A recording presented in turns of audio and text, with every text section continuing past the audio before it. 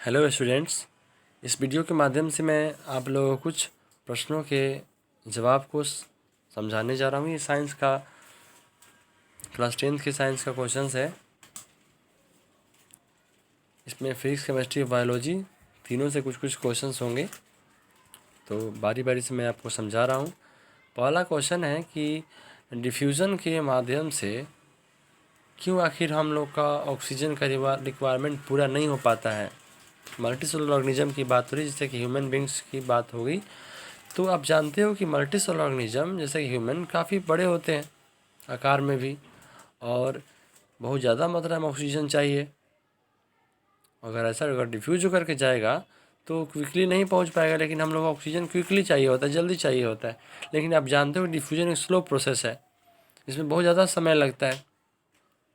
और अगर ऑक्सीजन पूरे बॉडी में अगर सर्कुलेट हो तो काफ़ी समय लगेगा, 2 साल से भी ज़्यादा लग जाएगा अगर डिफ्यूजन के माध्यम से अगर ऑक्सीजन को पहुंचना हो तो। और इसी स्लो नेचर है डिफ्यूज़न का, इसी कारण से वो ऑक्सीजन का रिक्वायरमेंट जो होता है वो डिफ्यूज़न के माध्यम से इनसफिशियंट होता है मल्टीसेलुलर ऑर्गेनिज्म में, जैसे कि ह्यूमन बींग्स। अगला क्वेश्चन है कि what are outside raw materials used for by an organism. तो वो कौन से ऐसे आउटसाइड रॉ मटेरियल होते हैं जो किसी ऑर्गेनिज्म के द्वारा इस्तेमाल में लाया जाता है। तो मेनली जो आउटसाइड रॉ मटेरियल्स है बाबू, वो है फूड और ऑक्सीजन। तो ये रॉ मटेरियल का जो रिक्वायरमेंट होता है वो डिपेंड करता है ऑर्गेनिज्म के कॉम्प्लेक्सिटी पे, कि ऑर्गेनिज्म कितना कॉम्प्लेक्स है या सिंपल है, इस पे डिपेंड करता है। तो ये तो मेनली फूड और ऑक्सीजन तो सबको चाहिए ही, जो भी लिविंग है। और इसके अलावा अगर प्लांट है तो उसको CO2 भी चाहिए। ठीक है।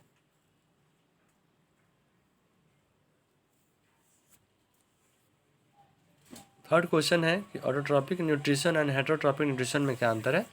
तो ऑटोट्रॉपिक और हेटरोट्रॉपिक न्यूट्रिशन को कंपेयर करके बताया गया है कि ऑटोट्रॉपिक न्यूट्रिशन में जो ऑर्गेनिज्म होते हैं वो अपना खुद फूड प्रिपेयर करते हैं, दूसरे पे डिपेंड नहीं होते हैं। लेकिन हेटरोट्रॉपिक में अपना फूड प्रिपेयर स्वयं नहीं करते हैं, दूसरे पे डिपेंड होते हैं।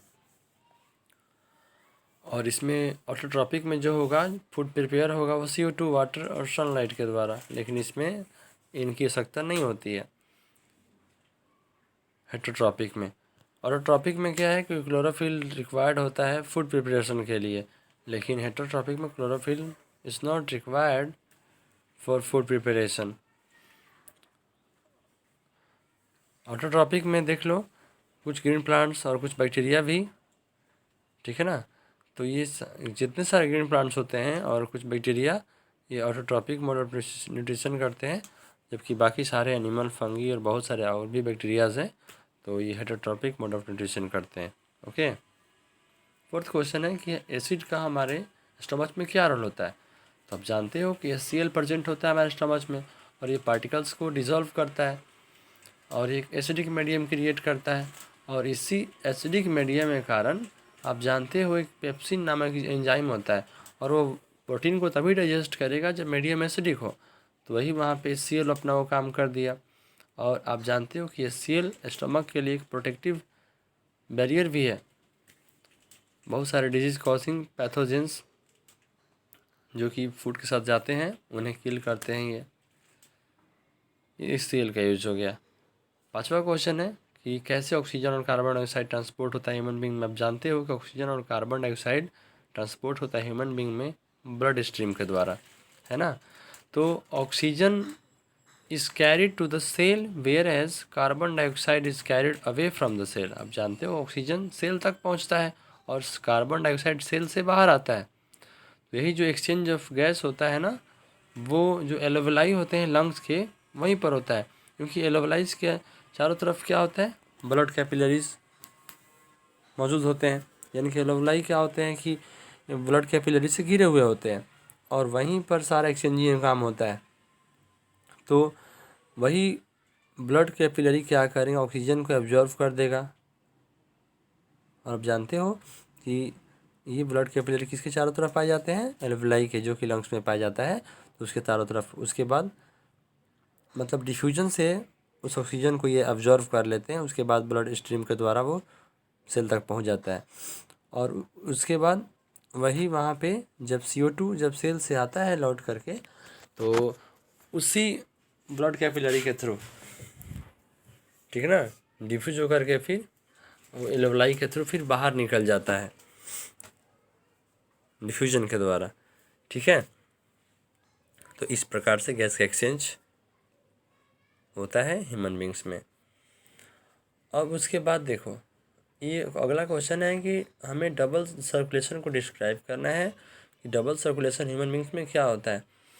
तो double circulation means in a single cycle blood goes twice in the heart, मतलब एक सिंगल साइकिल में, जैसे कि एक बार में किस प्रकार से ब्लड हमारे पूरे बॉडी में सर्कुलेट किया, और उसमें इस प्रक्रिया में 2 बार हार्ट में ब्लड को पास करना पड़ा, ठीक है। और इसे ही प्रोसेस जो होता है ना, वो क्या करता है कि ऑक्सीजनेटेड और डीऑक्सीजनेटेड ब्लड को सेपरेट करने में हेल्प करता है और हमारे बॉडी को कांस्टेंट टेम्परेचर बनाए रखने में हेल्प करता है। तो देखो, हमारे बॉडी के डबल सर्कुलेटरी सिस्टम में क्या क्या इंक्लूड है, तो पल्मोनरी सर्कुलेशन और सिस्टमेटिक सर्कुलेशन। तो सबसे मैं पहले आपको पल्मोनरी सर्कुलेशन को बता देता हूँ। देखो, the right ventricle pumps deoxygenated blood into the lungs, यानी जो राइट वेंट्रिकल होता है, हार्ट का पार्ट है, आप जानते हो। तो इसका काम क्या होता है कि डीऑक्सीजनेटेड ब्लड को पंप करता है लंग्स में, और जहाँ पर वही लंग्स में वो जा करके फिर से ब्लड हो जाता है ऑक्सीजनेटेड, और यही ऑक्सीजनेटेड जो ब्लड होता है वो पुनः आता है लेफ़्ट आर्ट्रियम में, और वहीं से वो लेफ़्ट वेंट्रिकल के थ्रू पंप हो जाता है, और फाइनली वो जो ब्लड होता है वो ऑर्टा में चल जाता है, ठीक ना, सिस्टमेटिक सर्कुलेशन के लिए। अब देखो सिस्टमेटिक सर्कुलेशन क्या है। अब जो ये ऑक्सीजनेटेड ब्लड है वो हमारे बॉडी के बहुत सारे अलग अलग जो पार्ट्स हैं वहाँ पे पहुँचता है। कहाँ से आता है भाई, तो ये लेफ्ट वेंट्रिकल से, आप जान चुके हो। The oxygenated blood is pumped to various part of the body from the left ventricle. उसके बाद अब जब ये ब्लड डीऑक्सीजनेटेड हो जाता है, अलग अलग जो भी पार्ट्स से जब फिर आ करके वो फिर पास करता है वेना केव के द्वारा, और कहाँ पहुँचता है, वो पहुँचता है राइट आर्ट्रियम में, और फिर से वो राइट आर्ट्रियम ट्रांसफ़र कर देता है ब्लड को राइट वेंट्रिकल में। और आप जान चुके हो कि यही जो राइट वेंट्रिकल होता है उसका काम क्या होता है कि वही राइट एंड जो वेंट्रिकल डीऑक्सीजनेटेड ब्लड को भेज देता है लंग्स में फिर से उसको ऑक्सीजनेट करने के लिए, फिर यही प्रक्रिया होती रहती है। यानी कि एक बार कंप्लीट साइकिल में ब्लड को 2 बार हार्ट से गुजरना पड़ा, यही है डबल सर्कुलेशन। ओके, आप समझो, और अगर समस्या है तो इससे आप लोग दोबारा मुझसे पूछ सकते हो। 7वां क्वेश्चन है कि कितना energy, how much given energy is given to each coulomb of charge passing through a 6 volt battery. 1 coulomb charge है और 6 वोल्ट का बैटरी है, ठीक है। तो कितना जूल एनर्जी इसको देना पड़ेगा इसको पास करने के लिए। तो आप जानते हो कि potential difference, we know that the potential difference between 2 points given by the equation V equal to W by Q। आप जानते हो ना कि V बराबर W बाई Q होता है। तो यहाँ से अगर हम W वर्क डन को अगर हम पता करें तो V इंटू Q हो जाएगा। तो बस उस वैल्यू को पुट कर दो, वोल्टेज की जगह पे दिया ही है 6 वोल्ट पोटेंशियल डिफरेंस, और चार्ज दिया ही है 1 कूलम, यानी क्या गया 6 जूल। इस प्रकार से 6 जूल एनर्जी की आवश्यकता होगी अगर 1 कूलम चार्ज है पास कर रहा है 6 वोल्ट के बैटरी से। ओके, अगला क्वेश्चन है कि आखिर क्यों जो कॉइल होते हैं इलेक्ट्रिक टोस्टर का और इलेक्ट्रिक आयरन का वो किसी एलॉय का बना होता है बिना किसी प्योर मेटल के। तो आप जान लो कि जो मेल्टिंग पॉइंट होता है एलॉय का ना वो ज़्यादा होता है प्योर मेटल की अपेक्षा, क्योंकि इसकी रेजिस्टिविटी भी ज़्यादा होती है, और हाई टेम्परेचर पे एलॉय पिघलेंगे नहीं, इसीलिए एलॉय का इस्तेमाल किया जाता है हीटिंग अप्लाइंसेस में, ठीक है। जैसे कि टोस्टर हो गया, चाहे आयरन हो गया, आप जानते हो ना इलेक्ट्रिक आयरन जिसमें नाइक्रोम का वायर लगा होता है वही है। तो इलेक्ट्रिक टोस्टर या और इलेक्ट्रिक आयरन्स में हमें ऐसी एलॉय का इस्तेमाल करना होता है, प्योर मेटल का नहीं। नहीं तो आप जानते हो कि जो प्योर मेटल हो, जैसे कॉपर अगर लगा दोगे तो हीट करेगा ही नहीं ना, रेजिस्टेंस भी कम होता है, लेकिन इसका रेजिस्टेंस ज़्यादा होता है। मेल्टिंग पॉइंट भी जो एलॉय का ज़्यादा होता है प्योर मेटल से, यही मेन कारण है। और रेजिस्टिविटी इसकी ओके, जल्दी पिघलेगा नहीं, इसी कारण से जो टोस्टर होता है या इलेक्ट्रिक आयरन ये एलॉय का बना होता है। इसका कॉइल देखो, ये 9 नंबर क्वेश्चन है। हमें इस क्वेश्चन में बताना है कि इस एम्पियर मीटर का और इस वोल्ट मीटर का रीडिंग क्या होगा, मैंने V1 और A1 का हमें वैल्यू फाइंड करके बताना है।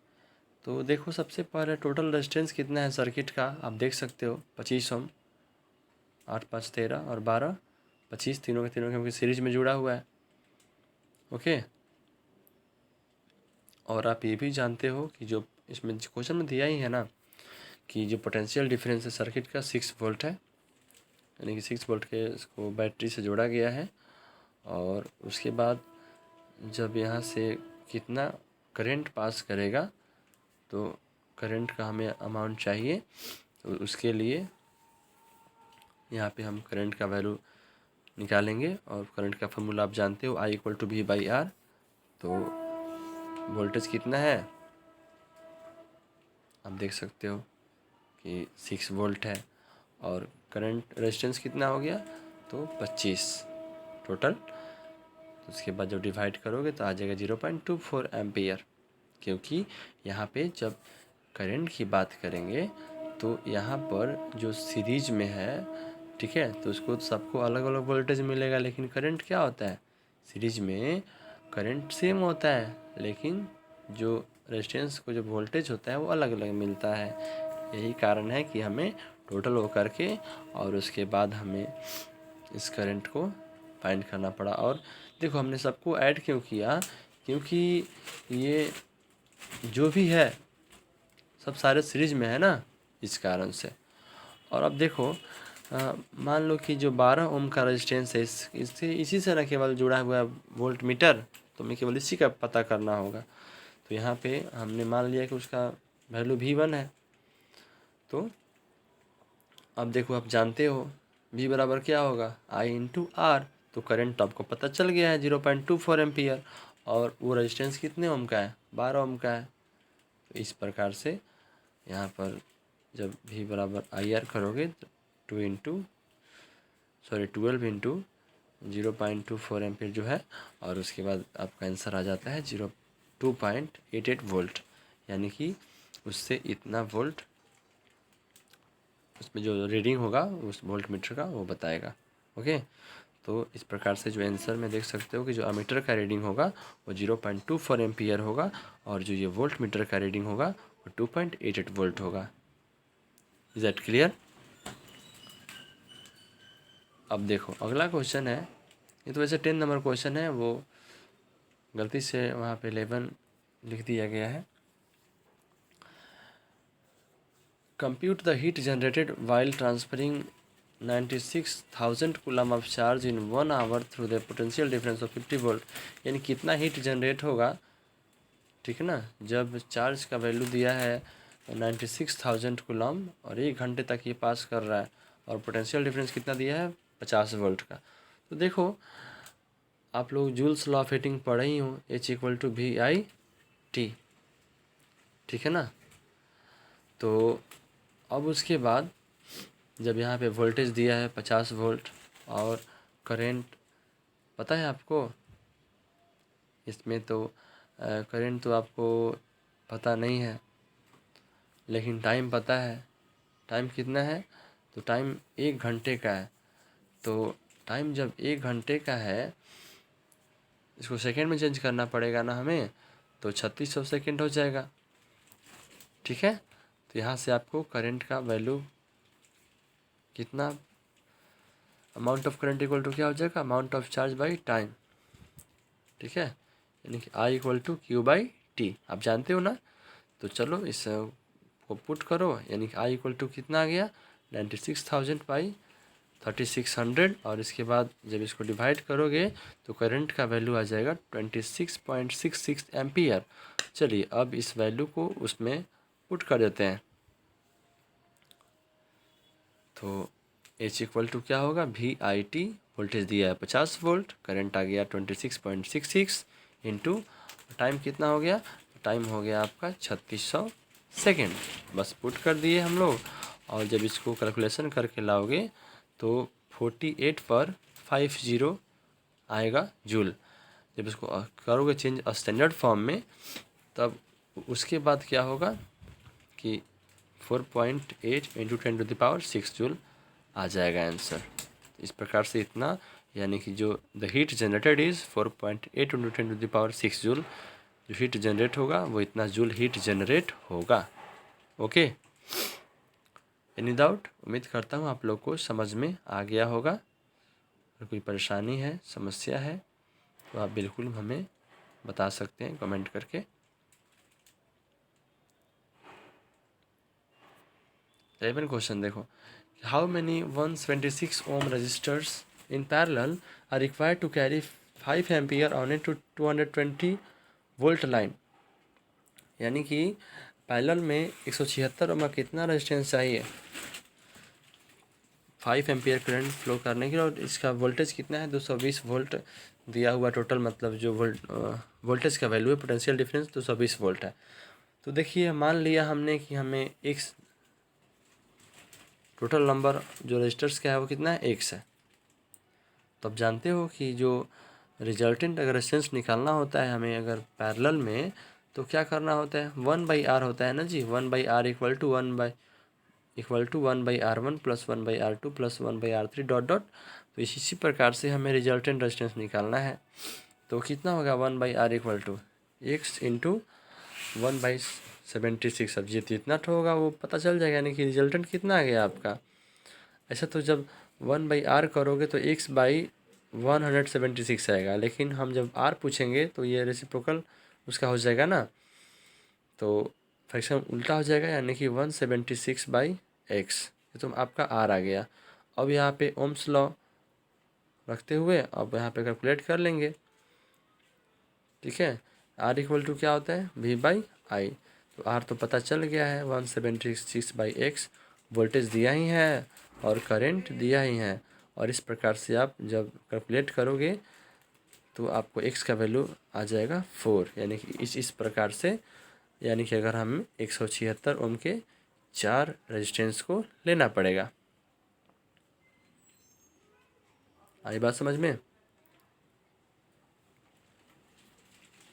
12 क्वेश्चन कि डबल डिस्प्लेसमेंट रिएक्शन क्या है।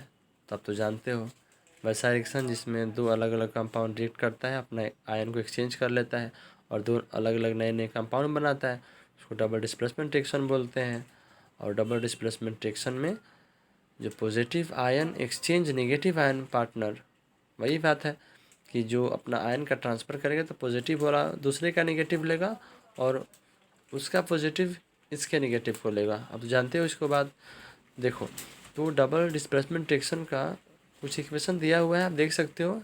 बेरियम क्लोराइड और सोडियम सल्फेट, देखो यहाँ पे जो सब स्क्रिप्ट है BaCl2, तो ये जो 2 है वो नीचे होगा। ठीक है, ऐसे लिखा नहीं पाया इसमें।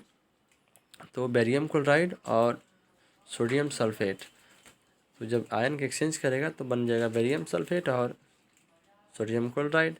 ऐसे ही अगला देख लो, सोडियम हाइड्रोक्साइड और हाइड्रोक्लोरिक एसिड, तो बन गया सोडियम क्लोराइड और उसके बाद H2O।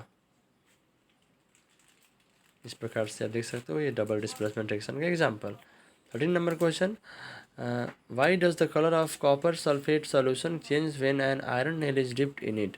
आखिर क्यों कॉपर सल्फेट का रंग बदल जाता है जब उसमें हम लोहे की कील को डालते हैं।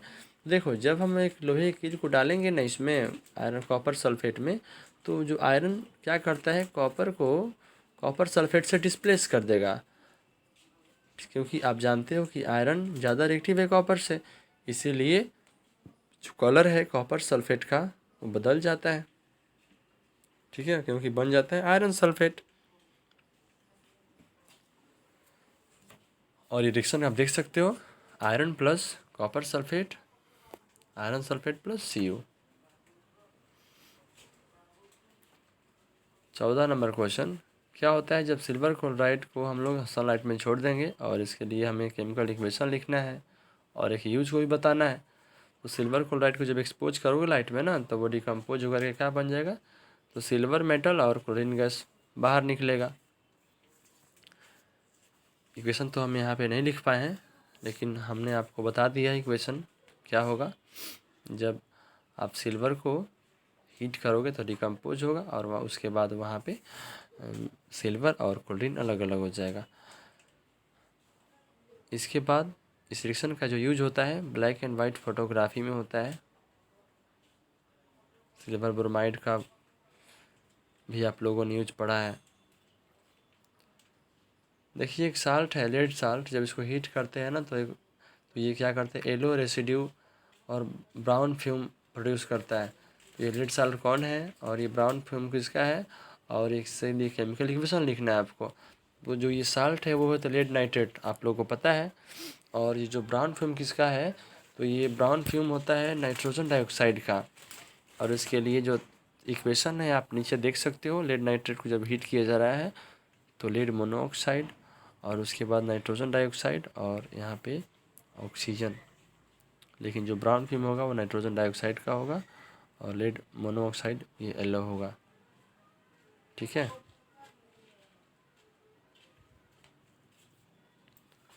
अगला क्वेश्चन है, क्या होगा जब हम लोग